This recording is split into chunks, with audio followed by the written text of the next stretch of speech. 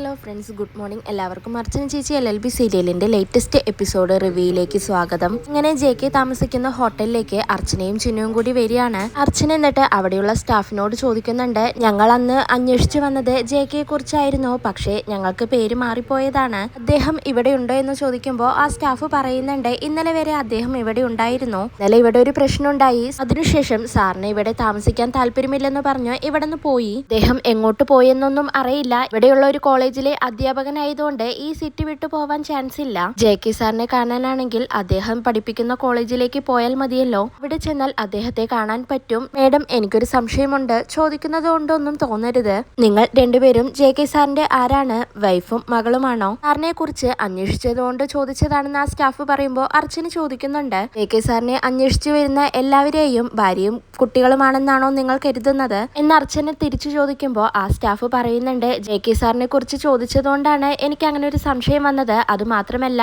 ഇതിനു മുന്നേ ഈ മോളെ ആ സാറാണ് ഇവിടെ കൊണ്ടുവന്നത്. സാർ അന്ന് പറഞ്ഞത് ഈ മോള് സാറിന്റെ മകളാണെന്നാണ് എന്ന് ആ സ്റ്റാഫ് ചോദിക്കുമ്പോൾ അർച്ചന വേഗം തന്നെ ആ സ്റ്റാഫിൽ നിന്നും ഒഴിഞ്ഞു മാറി പോവുകയാണ്. ശരി, ഞങ്ങൾ കോളേജിൽ പോയി അദ്ദേഹത്തെ കണ്ടോളാമെന്ന് പറഞ്ഞ് ആ ഹോട്ടലിൽ നിന്നും പോവുകയാണ്. ആ ഹോട്ടലിൽ നിന്നും പുറത്തിറങ്ങിയതിനു ശേഷം അർച്ചന ചിന്നുവിനോട് ചോദിക്കുന്നുണ്ട്, JK സാർ ഇവിടെ വന്നപ്പോൾ നിന്നെ മകളാണെന്ന് പറഞ്ഞിട്ടാണോ പരിചയപ്പെടുത്തിയത് എന്ന് ചോദിക്കുമ്പോൾ ചിന്നു പറയുന്നുണ്ട്, എനിക്കൊന്നും അറിയില്ല അമ്മേ. ഞാൻ ആ സമയത്ത് വല്ലാത്തൊരു മാനസികാവസ്ഥയിലായിരുന്നു എന്ന് പറയുമ്പോൾ അർച്ചന പറയുന്നുണ്ട്, നിന്നെ മകളാണെന്ന് പരിചയപ്പെടുത്തിയ ഒരാളാണോ നിന്നെ ഇപ്പോ ഓർമ്മയില്ലെന്ന് പറയുന്നത് എന്ന് അർച്ചന ചോദിക്കുമ്പോൾ ചിന്നു പറയുന്നുണ്ട്, അന്ന് ചിലപ്പോ എന്നെ രക്ഷിക്കാൻ വേണ്ടി സാർ അങ്ങനെ പറഞ്ഞതായിരിക്കും. എന്നെ ഇങ്ങോട്ടേക്ക് വിളിക്കാൻ വന്നത് അച്ഛനാണല്ലോ. പക്ഷേ അവർക്ക് എന്നെ മനസ്സിലായിട്ടുണ്ടാവില്ല. അമ്മ അത് കാര്യമാക്കണ്ട. എനിക്കത് കേട്ടപ്പോൾ പ്രശ്നമൊന്നുമില്ലല്ലോ. അപ്പൊ പിന്നെ അമ്മ അതിന് ചെവി കൊടുക്കേണ്ട ആവശ്യമില്ല. സാർ അങ്ങനെ പറഞ്ഞിട്ടുണ്ടെന്ന് ഞാനും ഇപ്പോഴാണ് അറിയുന്നത്. ഇപ്പൊ ആരൊക്കെ എന്തൊക്കെ പറഞ്ഞാലും ഞാൻ വിജയ് ശങ്കറിന്റെയും അർച്ചനയുടെയും മകൾ തന്നെയല്ലേ. അത് മറന്നേക്ക്, മനസ്സിൽ വെക്കണ്ട എന്ന് പറഞ്ഞ്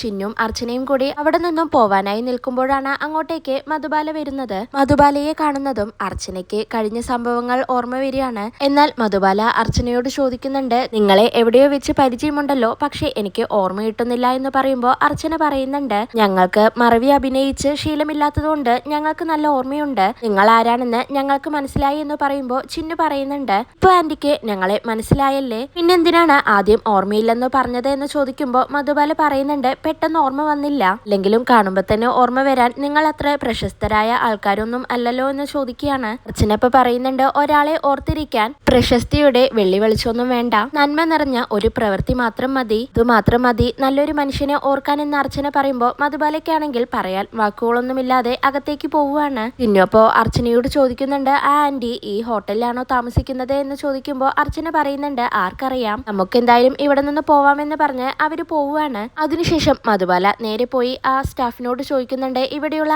ആളെവിടെ? ആ സുമേഷ്, അയാൾ ഇവിടെ എനിക്ക് റൂം തരില്ലെന്നാണ് പറഞ്ഞത്. ഇപ്പൊ ഇവിടെ എന്റെ റൂം ബുക്ക്ഡ് ആണ്. നിങ്ങളുടെ മാനേജർ എങ്ങാനും വിളിച്ചിരുന്നോ? എന്റെ പേര് മധുബാല എന്നാണെന്ന് പറയുമ്പോൾ ആ സ്റ്റാഫ് പറയുന്നുണ്ട്, ആ മേഡം പറഞ്ഞിരുന്നു, മേഡത്തിന് റൂം ബുക്ക് ചെയ്തിട്ടുണ്ടെന്ന് പറയുമ്പോൾ മധുബാല ചോദിക്കുന്നുണ്ട്, ഞാൻ അന്വേഷിച്ചു വന്ന ഒരാളെ നിങ്ങൾ ഇവിടെ ഒളിപ്പിക്കുന്നുണ്ടല്ലോ, ഇനി എന്ത് ചെയ്യുമെന്ന് ചോദിക്കുമ്പോൾ സ്റ്റാഫ് ചോദിക്കുന്നുണ്ട്, മേഡം ആരുടെ കാര്യമാണ് പറയുന്നതെന്ന്. മധുബാല ഇപ്പൊ പറയുന്നുണ്ട്, JK എന്ന സാഹിത്യകാരനെ കുറിച്ചാണ് ഞാൻ പറഞ്ഞത്. അയാൾ ഇവിടെ ഒളിഞ്ഞു താമസിക്കുകയാണല്ലോ. ഇവിടെ ഇങ്ങനെ ഒരാൾ താമസിക്കുന്നില്ലെന്ന് നിങ്ങൾക്ക് പറയാനായി കഴിയില്ലല്ലോ എന്ന് ചോദിക്കുമ്പോൾ ആ സ്റ്റാഫ് പറയുന്നുണ്ട്, JK സാർ ഇപ്പൊ ഇവിടെ താമസിക്കുന്നില്ല മേഡം, ഞാൻ പറയുന്നത് സത്യമാണ്. ഇന്നലെ വരെ JK സാർ ഇവിടെ ഉണ്ടായിരുന്നു. ഇന്നലെ രാത്രി ഒരു പ്രശ്നമുണ്ടായി, സാർ ഇവിടെ നിന്നും പോയി. സാറ് എങ്ങോട്ടാണ് പോയതെന്നൊന്നും എനിക്കറിയില്ല എന്ന് ആ സ്റ്റാഫ് പറയുമ്പോൾ മധുബാല ഇപ്പൊ പറയുന്നുണ്ട്, അയാളെ എന്തെങ്കിലും പ്രശ്നം ഉണ്ടാക്കിയിട്ട് പോയതായിരിക്കില്ല, മറ്റെന്തെങ്കിലും കാരണങ്ങൾ കൊണ്ടുപോയതായിരിക്കും. ഒന്നില്ലെങ്കിൽ ഞാൻ, അല്ലെങ്കിൽ മറ്റൊരാൾ അയാളെ ഇവിടെ അന്വേഷിച്ചു വന്നിട്ടുണ്ടാവും. ഞാനല്ലാതെ ഇവിടെ അയാളെ അന്വേഷിച്ച് വേറെ ആരെങ്കിലും വന്നിരുന്നു എന്ന് ചോദിക്കുമ്പോൾ ആ സ്റ്റാഫ് പറയുന്നുണ്ട്,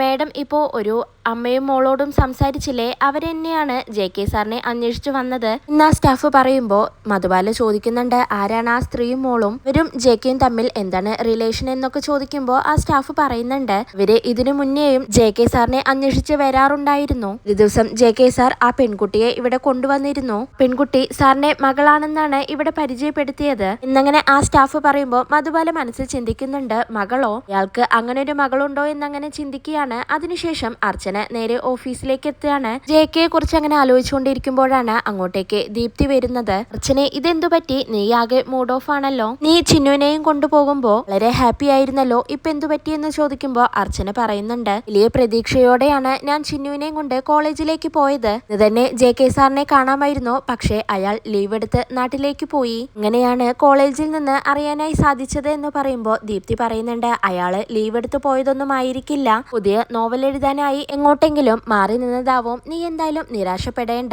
നീയും ചിന്നുവും കൂടി JK സാറിനെ കാണാനായി പോകുമ്പോൾ ഞാനും കൂടെ വരാം. നിന്നെ JK സാറിനെ പരിചയപ്പെടുത്താൻ കൂടെ ഒരാള് വേണ്ടേ? നീ സാറിന്റെ കട്ട ഫാനാണെന്ന് അവരോട് പറയണ്ടേ? അതുകൊണ്ട് ഞാൻ കൂടി നിന്റെ കൂടെ വരാമെന്ന് ദീപ്തി പറയുമ്പോൾ അർച്ചന പറയുന്നുണ്ട്, JK സാറാണെങ്കിൽ ആരോടും അത്ര പെട്ടെന്ന് അടുപ്പം കാണിക്കില്ലെന്നാണ് ചിന്നു പറഞ്ഞത്. ചിന്നുവിനെ അന്ന് റൗഡികളിൽ നിന്ന് രക്ഷിച്ചത് JK സാറാണ്. പക്ഷേ അയാൾക്ക് അന്നുണ്ടായ സംഭവങ്ങൾ ഓർമ്മയില്ല, ചിന്നുവിനെ പോലും ഓർമ്മയില്ലെന്ന് അർച്ചന പറയുമ്പോൾ ദീപ്തി പറയുന്നുണ്ട്, ഓർമ്മയില്ലാത്തതാവില്ല, ഓർമ്മയില്ലെന്ന് നടിക്കുന്നതാവും. ആ കരിമലക്കുടിയില് നിന്റെ ഫ്രണ്ട് ഉണ്ടല്ലോ, അയാളെ പോലെ എന്ന് പറയുമ്പോൾ അർച്ചനയ്ക്ക് അത് കേട്ട് ദേഷ്യം വരികയാണ്. അർച്ചന എന്നിട്ട് ദീപ്തിയോട് പറയുന്നുണ്ട്, അയാൾ എന്റെ ഫ്രണ്ടൊന്നുമല്ല, നീ എന്തിനാണ് ഇപ്പോ ആ കുടിയെ കുറിച്ച് പറയുന്നത്? ഞാൻ അയാളെ മറന്നതാണ്, വീണ്ടും നീ എന്നെ ഓർമ്മിപ്പിച്ചു. നമ്മളിപ്പോ JK സാറിനെ കുറിച്ചല്ലേ സംസാരിക്കുന്നത്, നമുക്ക് ആ കരിമലക്കുടിയിലെ സംഭവങ്ങൾ വിടാമെന്ന് അർച്ചന അങ്ങനെ പറയാണ്. ദീപ്തി അപ്പൊ പറയുന്നുണ്ട്, ശരി, നമുക്ക് ആ സംഭവങ്ങൾ വിടാം, JK സാറിനെ കുറിച്ച് തന്നെ സംസാരിക്കാം. ഇതെല്ലാം പറഞ്ഞത് കേട്ട്, JK സാർ ഒരു ഹീറോ ആണല്ലോ, നീ ഈ പറയുന്നതെല്ലാം കേട്ട് എനിക്കും JK സാറിനെ കാണാനുള്ള കൊതിയുണ്ട്, നമുക്ക് എന്തായാലും JK സാറിനെ പരിചയപ്പെടണമെന്ന് ദീപ്തി അങ്ങനെ പറയാണ്. പിന്നീട് JK ആണെങ്കിൽ ഒരു നോവൽ എഴുതിക്കൊണ്ടിരിക്കുകയാണ്. അപ്പോഴാണ് JKയുടെ ഫോണിലേക്ക് മധുബാല വിളിക്കുന്നത്.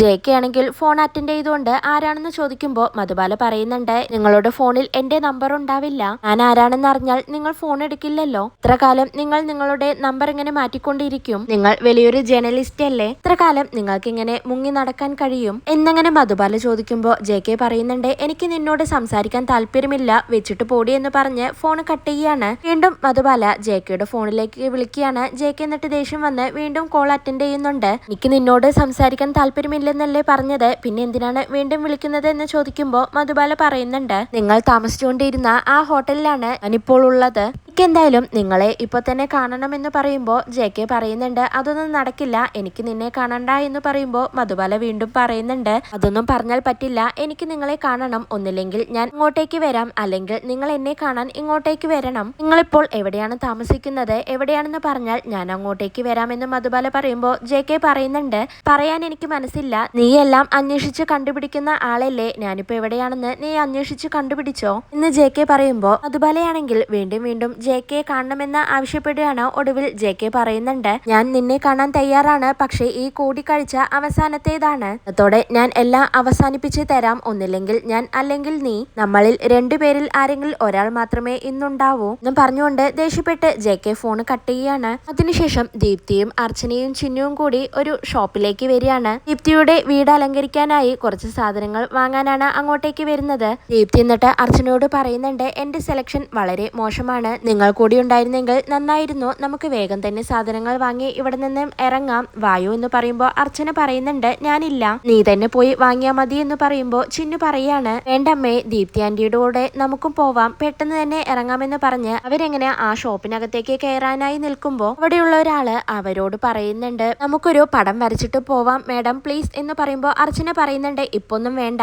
ഞങ്ങൾക്ക് സമയമില്ലെന്ന് പറയുമ്പോൾ ആ ചിത്രകാരൻ പറയുന്നുണ്ട്, അങ്ങനെ പറയില്ല മേഡം, 5 മിനിറ്റ് കൊണ്ട് നിങ്ങളുടെ മനസ്സിലുള്ള ആളെ ഞാൻ വരച്ചു തരാമെന്ന് പറയാണ്. ദീപ്തി അപ്പോൾ അർച്ചനയോട് പറയുന്നുണ്ട്, അങ്ങനെയുണ്ടെങ്കിൽ അർച്ചനെ നമുക്ക് ആ കരിമലക്കൊടിയിലെ ഫോട്ടോഗ്രാഫറെ ഒന്ന് വരച്ചു നോക്കിയാലോ, അയാളുടെ രൂപവും ഭാവവും എല്ലാം പറഞ്ഞു കൊടുത്താൽ അയാൾ വരയ്ക്കുമെന്നോ നമുക്ക് നോക്കാം, എനിക്കും അയാളെ കുറിച്ച് ഒന്ന് അറിഞ്ഞു വെച്ചിരിക്കാമല്ലോ എന്ന് ദീപ്തി പറയുമ്പോൾ അർച്ചന പറയുന്നുണ്ട്, അതൊന്നും വേണ്ട, എനിക്കിപ്പോ സാധനങ്ങൾ വാങ്ങണ്ടേ, നമുക്ക് അതിലേക്ക് പോവാമെന്ന് പറയുമ്പോൾ ചിന്നു പറയുന്നുണ്ട്, അമ്മയും ആന്റിയും അകത്തേക്ക് വരുന്നില്ലേ, പടം വരയ്ക്കുന്നതിൽ നിങ്ങൾക്കൊരു തീരുമാനമായില്ലേ എന്ന് ചോദിക്കുമ്പോൾ ദീപ്തി പറയുന്നുണ്ട്, നമ്മുടെ മനസ്സിലുള്ള രൂപവും ഭാവങ്ങളും പറഞ്ഞു കൊടുത്താൽ ഇയാൾ ആ ആളെ വരച്ചു തരുമെന്നാണ് പറയുന്നത്, അതും 5 മിനിറ്റ് കൊണ്ട് വരയ്ക്കുമെത്രേ, ഈ ചിത്രകാരൻ എന്തായാലും ഒരു കഴിവുള്ള ആളാണെന്ന് തോന്നുന്നു, ഇയാളെ അങ്ങനെ നീ അവഗണിക്കരുത് എന്നങ്ങനെ ദീപ്തി പറയുമ്പോൾ ചിന്നു ആ ചിത്രകാരനോട് ചോദിക്കുന്നുണ്ട്, എന്റെ മനസ്സിലുള്ള ഒരാളെ കുറിച്ച് പറയാം, അദ്ദേഹത്തെ ഒന്ന് വരച്ചു തരുമോ എന്ന് ചോദിക്കുമ്പോൾ ആ പടം വരയ്ക്കുന്ന ആള് പറയുന്നുണ്ട്, പറഞ്ഞോളൂ, ഞാൻ വരച്ചു തരാമെന്ന് പറയാണ്. അച്ഛനപ്പ് ചോദിക്കുന്നുണ്ട്, ചിന്നു നീ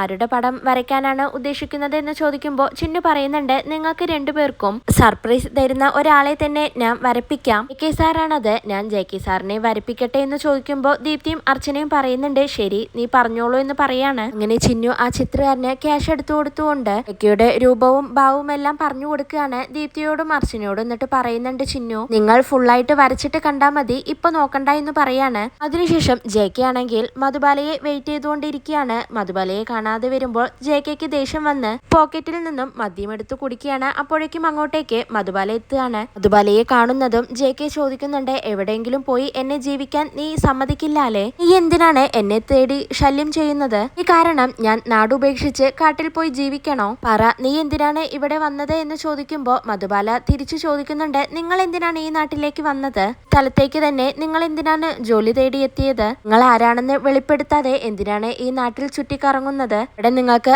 ആരാണ് ഉള്ളത് എന്നൊക്കെ മധുബാല അങ്ങനെ ചോദിക്കുമ്പോൾ ജെ.കെ പറയുന്നുണ്ട് ഇവിടെ എനിക്ക് ആരെങ്കിലും ഒക്കെ ഉണ്ടാവും, അത് ആരാണെന്ന് നീ അറിയണ്ട എന്ന് ജെ.കെ പറയുമ്പോൾ മധുബാല വീണ്ടും ചോദിക്കുന്നുണ്ട് നിങ്ങൾക്ക് ഈ നാട്ടിൽ ഭാര്യയും മക്കളും ഉണ്ടോ? അഡ്വക്കേറ്റ് അർച്ചന ദേവി അവളാണോ നിങ്ങളുടെ ഭാര്യ എന്ന് മധുബാല ചോദിക്കുകയാണ്. അത് കേട്ട് ജെ.കെ ആണെങ്കിൽ ആകെ ഷോക്കാവുന്നുണ്ട്. ഇതോടെയാണ് ഇന്നത്തെ എപ്പിസോഡ് അവസാനിക്കുന്നത്.